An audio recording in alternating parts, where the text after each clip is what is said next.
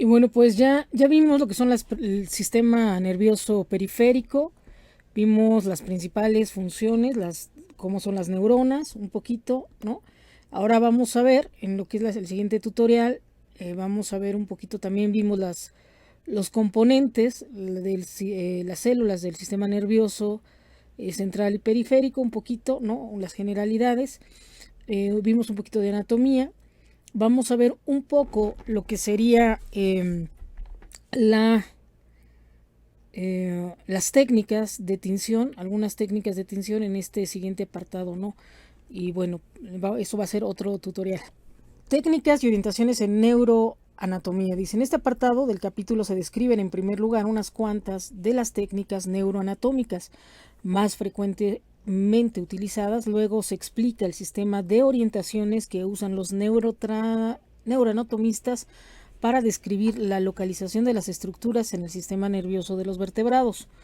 Vamos a comenzar con las técnicas neuroanatómicas. Dice, es el principal problema, dice, para visibilizar las neuronas no es lo diminutas que son. Dice, el principal problema es que las neuronas están compactamente empaquetadas y sus axones y dendritas entrelazan de un modo tan complejo que mirar a través del microscopio una sección de tejido neural sin preparar no revela casi nada acerca de él. La clave del estudio de la neuroanatomía está en preparar el tejido neural de distintos modos, cada uno de los cuales permite ver claramente, dice, un aspecto diferente de la estructura neural y luego combinar los conocimientos obtenidos de cada una de las preparaciones. Vamos a explicar esto mediante las siguientes técnicas neuroanatómicas. Lo que sería, esto ya lo habíamos comentado en un tutorial previo que habíamos visto con histología, ¿no?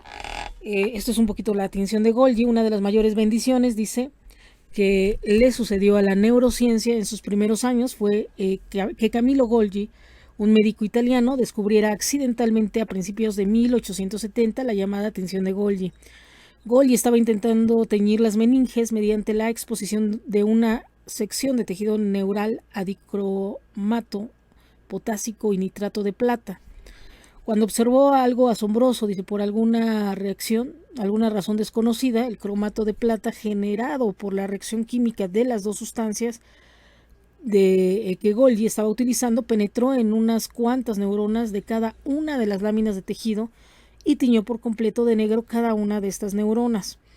Este descubrimiento hizo posible ver neuronas individuales por primera vez, aunque solo su contorno, dice, las tinciones que tiñen absolutamente todas las neuronas de una lámina no revelan su estructura, ya que están unidas de un modo muy compacto, ¿no? Esto es importante, ¿no? Porque ya saben que tenemos la barrera hematoencefalográfica y tenemos, de alguna forma, esto impide que sustancias lleguen igual en el feto, ¿no? Pero hay sustancias que traspasan incluso la placenta, el embrión y todo, e incluso son teratógenas. Estas sustancias se pudieran utilizar tal vez ya en cuestiones de tinciones, ¿no? Para poder ver qué se pudiera. Yo creo que aquí se tendría que investigar toda esta área.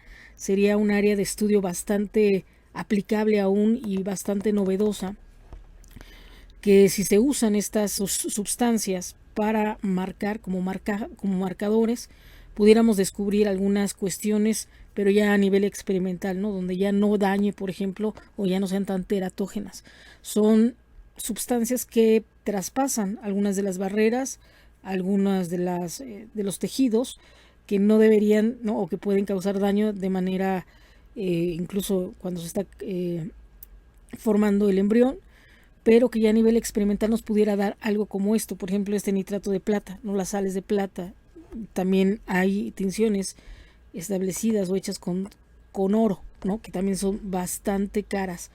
Y bueno, el tejido neural teñido con el método de Golgi, debido a que solo unas cuantas neuronas absorben la tinción, se puede apreciar claramente su contorno, pero sus estructuras internas no se pueden ver. Por lo general, en una sola preparación solo se consigue ver parte de la neurona, ¿no? Que por lo menos se ve. Eso es así como pregunta de examen. ¿Qué tinción nos permite ver los cuerpos neuronales? La tinción de Golgi, que está elaborada con cromato de plata, ¿no? Y bueno, dice tinción de Nils. Aunque la tinción de Golgi permite ver con toda claridad el contorno de pocas neuronas que absorbe el tinte, no aporta ninguna indicación acerca de la cantidad de neuronas que hay en el área ni del carácter de la estructura interna. El primer procedimiento de tinción neural para superar estos inconvenientes fue la tinción de Nils, método desarrollado por Franz Nils, un psiquiatra alemán, en la década de 1880, ¿no? Casi 10 años después. La sustancia que se utiliza más frecuentemente siguiendo el método de Nils es el violeta de crisilo, ¿no? Estas y otras tinciones de Nils penetran en todas las células de una sección, pero de hecho solo se unen a la estructura de los cuerpos celulares de las neuronas. Así se pudo estimar la cantidad de cuerpos celulares que hay en una zona, contando el número de puntos teñidos con sustancia de Nils. La figura 3.12 es una fotografía de una lámina de tejido cerebral, dice teñida, dice con violeta de crisilo, ¿no? Obsérvese que solo las capas compuestas principalmente por cuerpos celulares neuronales están densamente teñidas, que es como vemos aquí este como caminito más intenso que vemos, es como esta tinción de Nils. Dice aquí se presenta una sección coronal del hipocampo de rata teñida con sustancia de Nils con 2 niveles de amplificación para ejemplificar 2 aplicaciones de la tinción de Nils. Con poca amplificación, recuadro superior, la tinción de Nils proporciona una indicación macroscópica de la estructura cerebral al teñir selectivamente grupos de somas neurales. En este caso, las capas del hipocampo con más amplificación, recuadro inferior, se pueden distinguir somas neurales individuales y por lo tanto contar la cantidad de neuronas en diversas áreas. Y bueno, microscopía, también la microscopía electrónica, ¿no? Ahorita vamos a ir viendo, vamos a ir haciendo también. Y bueno, tenemos lo que son las tinciones. Tenemos aquí el cuadrito ya, la tinción de Golgi, que sería el año 1870, cromato de plata, cuerpos neuronales, que es lo que detecta, y cómo se vería, ¿no? La tinción de Nils en 1880, qué tinción, ¿no? Se utiliza qué colorante, visión de violeta de crisilo, y permite ver cantidad de cuerpos neuronales, penetra en toda la célula, y aquí se vería cómo se vería, ¿no? Entonces ahorita haríamos un poquito esto, que sería qué tinción es, cuál sería el sustrato, colorante, que tiñe, ¿no? Que tiñe, que sería así como un poquito el cuadrito para que ustedes también tengan esto, porque también se los preguntan. Y también cómo se ve, ¿no? Cómo se ve. Y bueno, sería un poco como pudiéramos ir haciendo nuestro. Y bueno, esto sería así, ahí lo vemos. Y bueno, aquí sería microscopía electrónica, una técnica neuroanatómica que aporta información detallada sobre los pormenores de la estructura neuronal, es la microscopía electrónica, ¿no? Dada la naturaleza de la luz, el límite de aumentos de la microscopía óptica es de unos 1500, nivel de aumento insuficiente para revelar los sutiles detalles anatómicos de las neuronas. También se puede obtener más detalles recubriendo delgadas láminas de tejido neural con una sustancia que absorba electrones, la cual es asimilada por las distintas partes de las neuronas en distinto grado y pasando luego, dice, un haz de electrones a través del tejido para impresionar una placa fotográfica, ¿no? Aquí se obtienen las fotografías, las primeras fotografías a través de la microscopía. El resultado es una microfotografía electrónica que pone de manifiesto con todo detalle los pormenores de la estructura de las neuronas.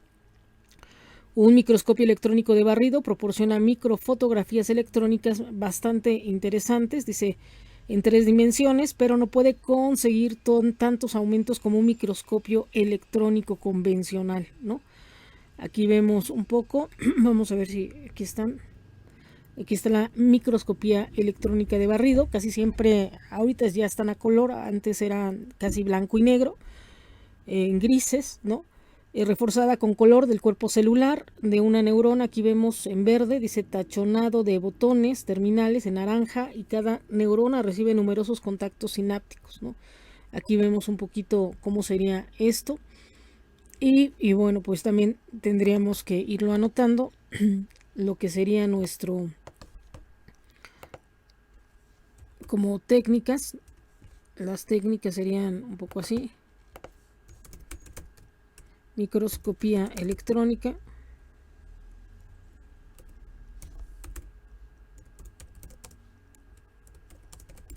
de barrido, y también tenemos, estos serían más o menos lo que se obtiene, cuántos, los aumentos son 1500, ¿no? Aumentos, se obtiene 1500 aumentos. Y bueno, aquí veríamos cómo quedaría lo de microscopía electrónica de barrido. Así se vería la foto o la imagen en blanco y negro, que nos aumenta 1500 aumentos, que obtenemos la microfotografía electrónica en 3 dimensiones. Aquí lo vemos, aquí se ve todo plano, aquí se ve en 3 dimensiones, volumen, ¿no? Superficie, y bueno, pone de manifiesto con todo detalle los pormenores de la estructura de las neuronas. Y bueno, sería un poquito lo que estamos viendo aquí con... Luego, técnicas neuroanatómicas de marcado. Dice, estas técnicas son de tipo métodos de marcado anterógrado, hacia adelante, y métodos de marcado retrógrado, ¿no? Hacia atrás. Los métodos de marcado anterógrado los emplean los investigadores cuando quieren marcar las vías de los axones, que emergen de cuerpos celulares localizados en una determinada región. El investigador inyecta en el área una de las diversas sustancias químicas que normalmente se utilizan para el marcado anterógrado, sustancias que son absorbidas por los cuerpos celulares y luego transportadas hacia adelante a lo largo de los axones hacia los botones terminales, ¿no? Después de unos cuantos días se extrae el encéfalo y se cortan en secciones. Las secciones son tratadas entonces para revelar la localización de la sustancia química inyectada. Los métodos de marcado retrógrado funcionan a la inversa, se aplican cuando el investigador busca marcar las vías de los axones que llegan a una región determinada, cuando llegan, ¿no? El investigador inyecta en la región una o varias de las sustancias químicas que habitualmente se utilizan para el marcado retrógrado y sustancias que son absorbidas por los botones terminales. Luego son transportadas hacia atrás y luego a lo largo de los axones, los cuerpos celulares. Tras unos días se extrae el cerebro y también, ¿no?, se corta en finas láminas. Las secciones se tratan entonces para poner de manifiesto la localización de sustancias inyectadas, ¿no? Aquí lo importante vamos a tener, que son las técnicas neuroanatómicas de marcado. Vamos a tener retrógradas y anterógradas, ¿no?, que es un poquito lo que tendríamos en este caso. Sería esto. Y técnicas neuroanatómicas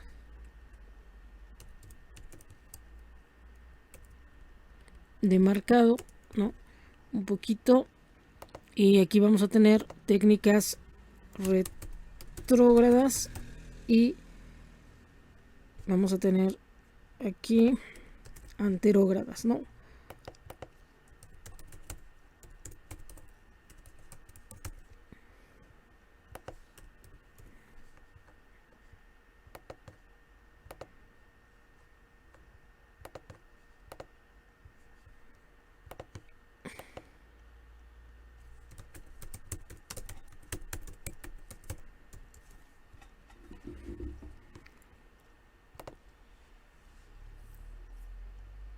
Por ejemplo, ¿no?, aquí vamos viendo un poco.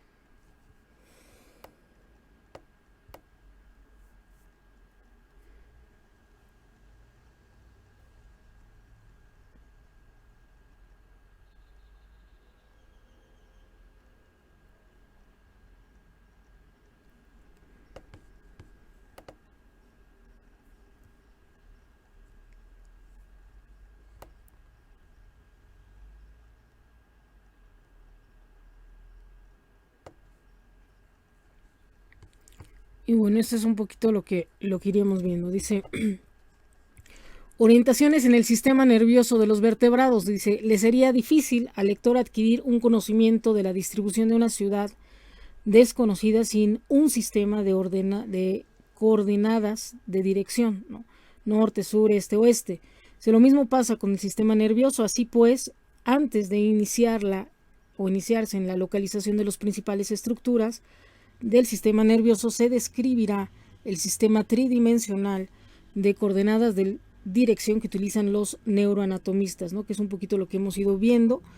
Las direcciones en el sistema nervioso de los vertebrados se describen haciendo referencia a la orientación de la médula espinal, ¿no? Como línea media. Como se inicia en la figura 3.14, el sistema nervioso de los vertebrados tiene 3 ejes, el anterior posterior, el dorsal ventral y la línea media lateral, ¿no? El primero, el anterior, significa hacia el extremo de la nariz, ¿no? El extremo anterior y posterior significa hacia el extremo de la cola.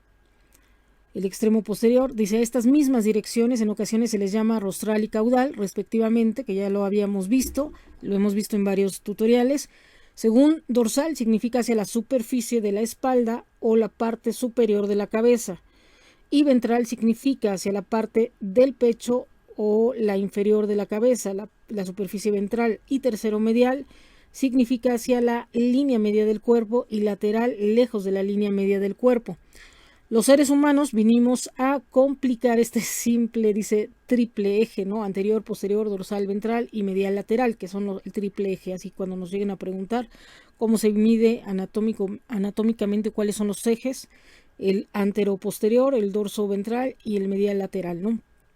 Al empeñarnos, dice, empeñarnos en caminar sobre nuestras patas traseras, dice, esto cambia la orientación de nuestros hemisferios cerebrales respecto a nuestra médula espinal y nuestro tronco cerebral. El lector, dice, puede evitarse muchas confusiones si recuerda que el sistema de direcciones neuroanatómicas en los vertebrados se adaptó para utilizarse en seres humanos, de modo que los términos empleados para describir la posición de diversas superficies del cuerpo son las mismas en los seres humanos que en los vertebrados más representativos, los que no tienen una postura erguida, ¿no? Entonces vamos a ir viendo un poquito, ¿no? Aquí estaría la línea media, igual, la línea lateral, antero, dorsal, ¿no? Posterior y ventral, así como un poquito. Orientaciones anatómicas. Dice particular en la que la parte superior de la cabeza humana y la espalda del cuerpo humano se califican ambos como dorsal, toda esta parte, ¿no? Y bueno, aunque, dice todo lo que sería el lomito, no, los lomitos, pero bueno. Aun cuando están en direcciones distintas y que la parte inferior de la cabeza humana, así como la parte delantera, reciben el nombre de ventral, aunque estén igualmente en direcciones distintas. Aquí lo vemos anterior, ventral, las patitas, ¿no? Todo. Y para soslayar esta complicación, a menudo se emplean términos superior e inferior para referirse a la parte superior y a la parte inferior respectivamente. Esto dice de la cabeza de los primates. Aquí vemos cómo se vería dorsal, ¿no? La parte de lo que sería la mollera, ¿no? Bueno, posterior, todo lo que sería la nuca, dorsal, ¿no? La espalda. Vemos todo lo que es la anterior, todo lo que sería la cara, ventral, ¿no? Pecho, que sería un poquito, línea media, netamente el cerebro, la columna vertebral. Aquí vemos las orientaciones anatómicas en el ser humano. Dice, repárese en que la orientación en los hemisferios cerebrales se ha girado 90 grados respecto a lo de la médula espinal y el tronco del encéfalo debido a la inusitada posición erguida de los seres humanos, ¿no? Cuando hablamos del cerebro también llega a pasar esto, ¿no? Planos horizontal, frontal, coronal y sagital en el encéfalo humano y una sección transversal de la médula espinal, ¿no? Aquí vemos sección transversal, aquí vemos el plano horizontal, ¿no? Igual el plano sagital, cómo sería un poquito este tipo de